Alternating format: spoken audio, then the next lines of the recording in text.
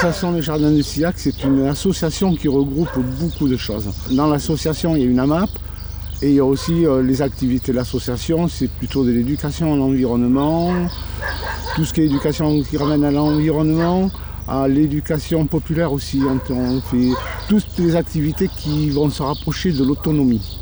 L'autonomie à tous les niveaux, alimentaire, énergétique, tout ce qu'on peut. Alors moi j'ai connu les jardins de Sillac grâce au stage éolien de l'année dernière, donc ce qui se passe en ce moment. J'étais un stagiaire, donc j'étais à la place de ceux qui bossent là ou là. Et à la fin du stage, ils m'ont proposé, ils ont fait une annonce comme quoi ils cherchaient un service civique et moi j'étais disponible, donc ça m'a intéressé. Et résultat, en octobre dernier, j'ai commencé mon service civique pour 10 mois. Et il se termine maintenant, à la fin du stage. C'est une asso plutôt atypique, on va dire. Et malgré ça, elle regroupe plus de 150 membres aujourd'hui. Atypique dans le sens où c'est beaucoup basé sur l'autogestion, on peut dire. Par exemple, quand je suis arrivé et que j'ai proposé d'organiser quelques soirées musicales à la ferme, on m'a donné carte blanche. On m'a dit ici, si tu veux faire quelque chose, on t'ouvre nos portes, tu peux t'éclater comme tu veux. Donc clairement oui, c'est des degrés de liberté qu'on ne trouve pas forcément ailleurs. Et c'est vrai qu'ici, c'est plutôt free.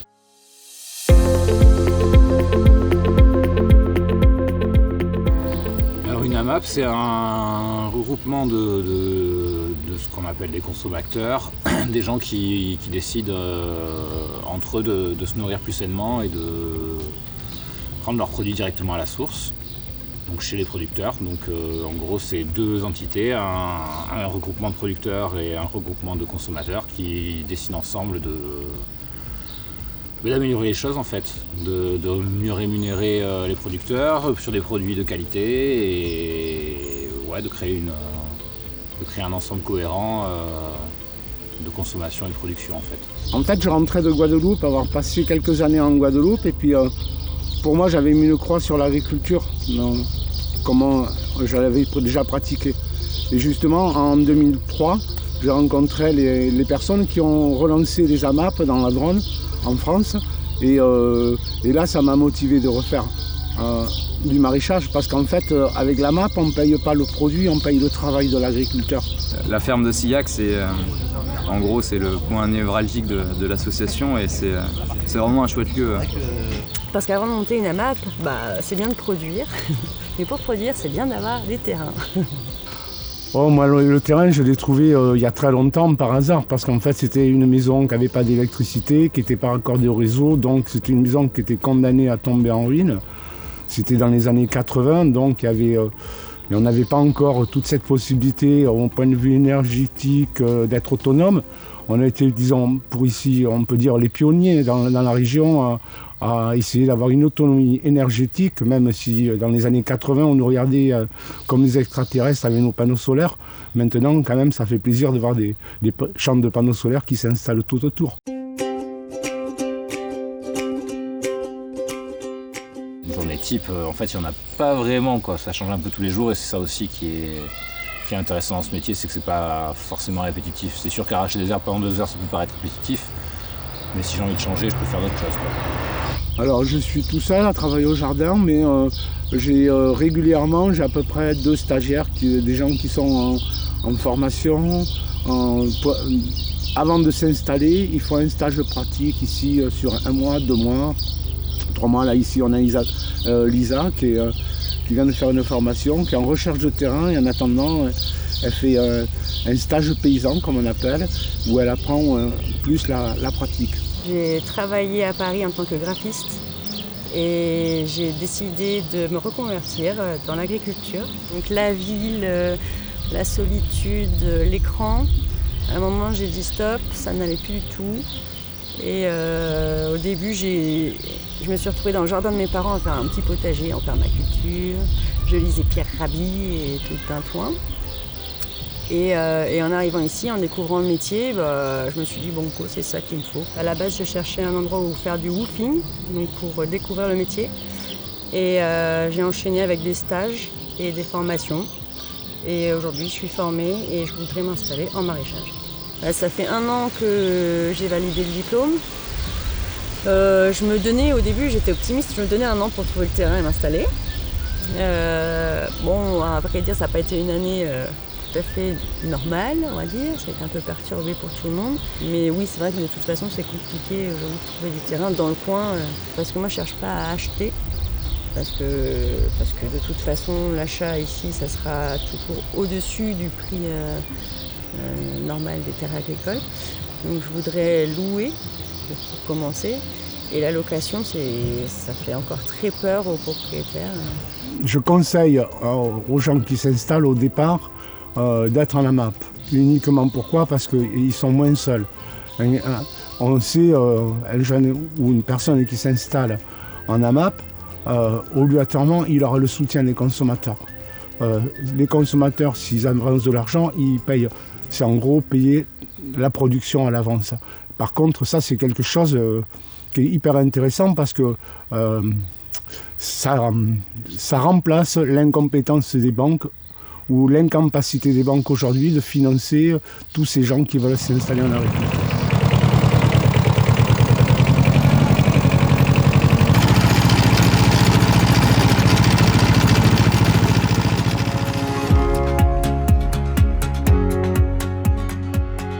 La MAP de Sillac a 2 lieux de livraison à disposition, donc à Sanguinet et à Salles. Et c'est là qu'on se retrouve pour la distribution et de légumes et autres produits. Voilà. Et donc les autres producteurs mettent leurs produits en vente sur cagette, sur le groupe Les Jardins de Sillac.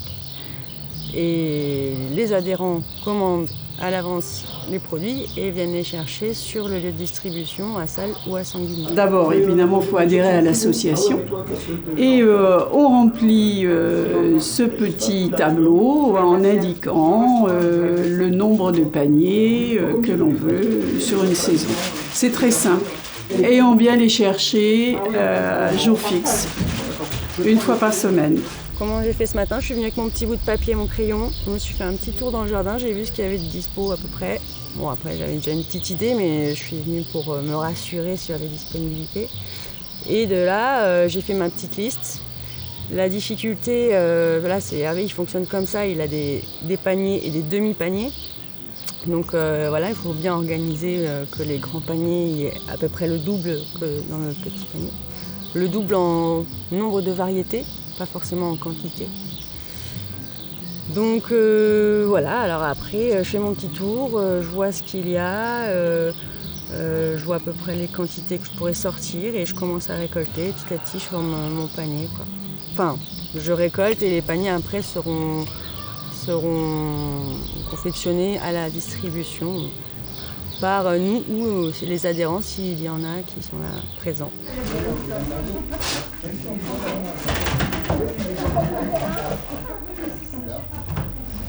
J'aime bien les surprises. Le mardi soir, on ne sait pas trop à quoi. Ce qu'on va avoir, et il y a toujours de bonnes surprises. Je suis une grande consommatrice de fruits et légumes, de produits locaux, et donc la MAP, ça correspond à ce que j'avais déjà, quoi. Voilà.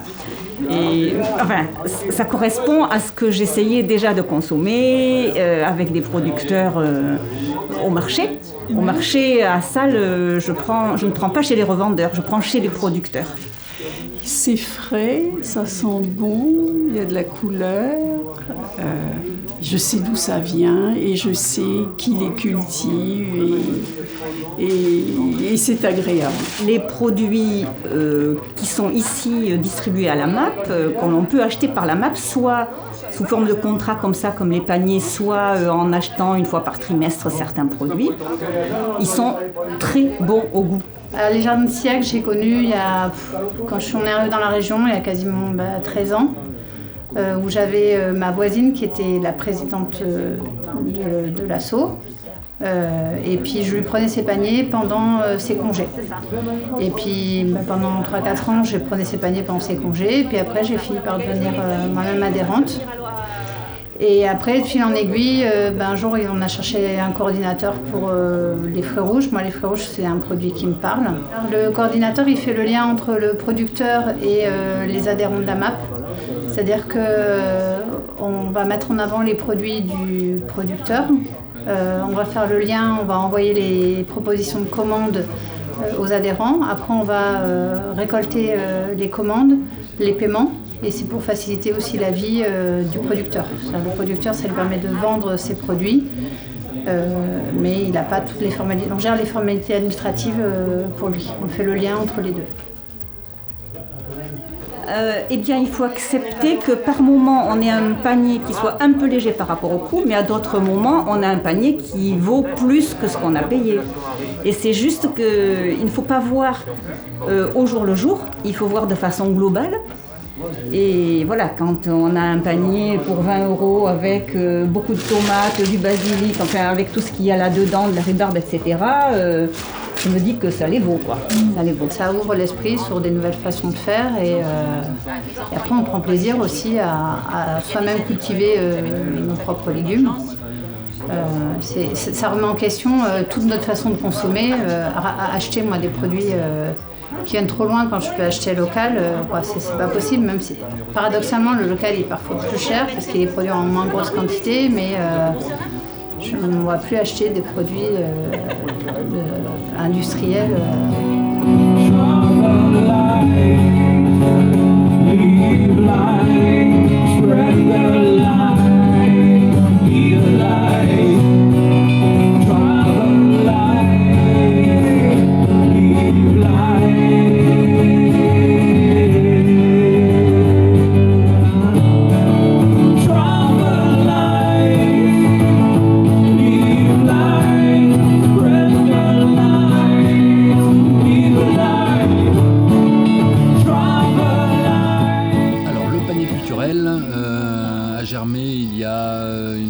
À peu près 5 ans.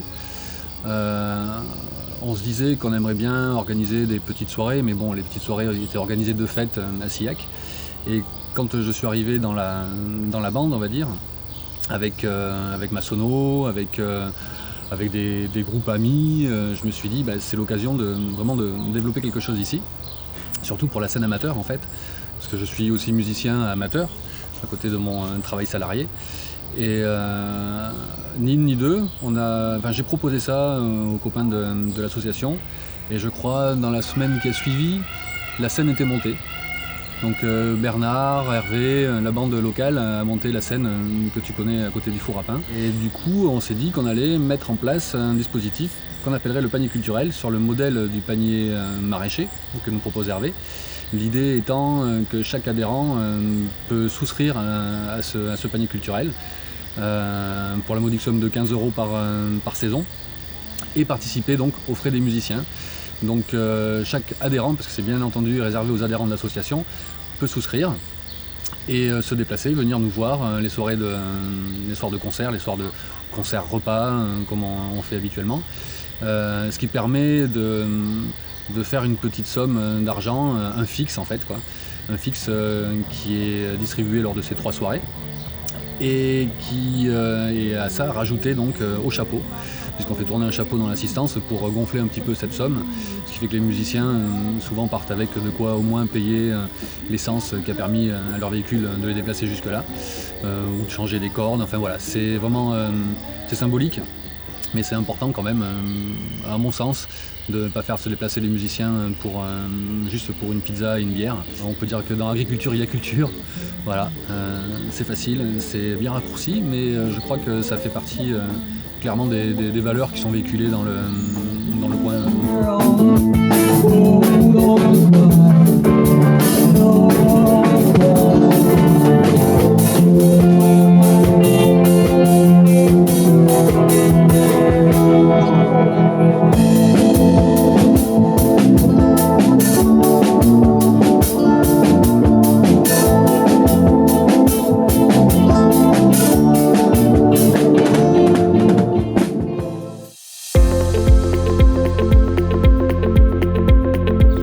comme l'agriculture paysanne, c'est qu'on n'est pas du tout soutenu par les pouvoirs publics. On est dans les bâtons dans les roues. En plus, toute cette agriculture paysanne, c'est une agriculture biologique. On commence à avoir de gros problèmes, même en culture, puisqu'avec les aléas climatiques, le dérèglement climatique, ça devient de plus en plus dur pour nous de produire du maraîchage. Là, comme vous pouvez voir, on implante du maïs pour faire de l'ombrage parce qu'on ne peut plus cultiver en plein été maintenant comme on faisait il y a une quinzaine d'années. Je pense que dans nos types d'exploitation, on est très dépendant de tout ça en fait et on doit s'adapter, mettre en place des techniques très spécifiques à où on est, quoi. Le soleil est beaucoup plus violent par rapport à une dizaine d'années. Maintenant, on arrête de faire la salade J-août, par exemple. Avant, on arrivait à en faire toute l'année. Mais là, le soleil est beaucoup trop violent. Alors bon, pourquoi? C'est l'ozone, on ne sait pas. J'espère qu'on pourra s'adapter à ces dérèglements climatiques. On a des nouveaux insectes qui arrivent. La tendrelle de la rave, elle va pondre des petits œufs là, ici, sur ces petites feuilles, sur les plantules. Dans 10 jours, les œufs ils vont éclore. Et ce sera des petites chenilles noires, des fausses chenilles d'ailleurs, parce qu'au début on croyait que c'était des chenilles. C'est des fausses chenilles puisque c'est une mouche. Et après la chenille va manger toute la plante et il va rester que la nervure de la plante. Et là on n'a aucune solution en agriculture biologique. Donc on sait que ces plantations qu'on a fait, là elles vont être condamnées dans 10 jours, on ne pourra rien récolter. Moi je ne vais pas faire des tomates ou des haricots pour l'Allemagne, pour l'Italie et tout ça. Je vais nourrir la population que du local. Un maraîcher ne deviendra jamais millionnaire. Il ne pourra pas se payer la super villa avec piscine et avec la Porsche et tout ça, on est d'accord, mais c'est pas ce qu'on recherche, sinon on ne serait pas là. Mais en tout cas, je pense qu'au niveau qualité de vie, c'est gagné, quoi. Il y a pas... Voilà. On ne va pas aller chercher ailleurs, en fait. Par exemple, là, pendant les mois d'été, avec les chaleurs qu'il fait, en pleine journée, là, on ne travaille pas sous le cagnard. On fait autre chose, à la fraîche, on fait la sieste, on va alors, pas à l'océan, parce qu'il y a un peu de monde en ce moment. On fait de la poterie, on peut aller faire du vélo dans la forêt. Donc, voilà. On peut prendre du bon temps pour soi, mais c'est sûr qu'on ne va pas partir à l'autre bout du monde. Ça a un sens. Quand on part d'une graine et qu'on arrive à remplir un panier de légumes, on se sent utile dans la société. Pour qu'un agriculteur vive de son travail, théoriquement, il ferait payer le véritable prix de son alimentation. Là, on a des tomates. Par exemple, le prix, c'est pas moi qui vais le définir, et pourtant, c'est moi qui le produis. C'est le cours, le marché. S'il y a 2 semi-remorques de tomates qui arrivent d'Espagne ou d'Italie, les cours vont chuter. Et en fait, le seul problème dans l'agriculture, c'est qu'il faut payer le produit à son véritable prix. C'est-à-dire combien ça me coûte, combien je travaille et combien je suis payé pour cultiver cette tomate. On a un peu pété un plomb sur les tailles des exploitations, la façon de commercialiser, la façon de transformer les produits, la façon de les utiliser, enfin les produits naturels, quoi. Qui est vraiment allé un peu loin et pas dans un sens que moi j'approuve. Et retourner à quelque chose de sain, de plus petit, et c'est pas grave de pas... Comment dire ? Moi, je gagne pas beaucoup d'argent, mais ça va, la vie que ça m'amène, c'est quand même, ça n'a pas de prix en fait, quoi. Et les agriculteurs, on dit qu'ils gagnent en moyenne 350 € par mois, etc. S'ils revenaient à une plus petite échelle, ils gagneraient déjà plus.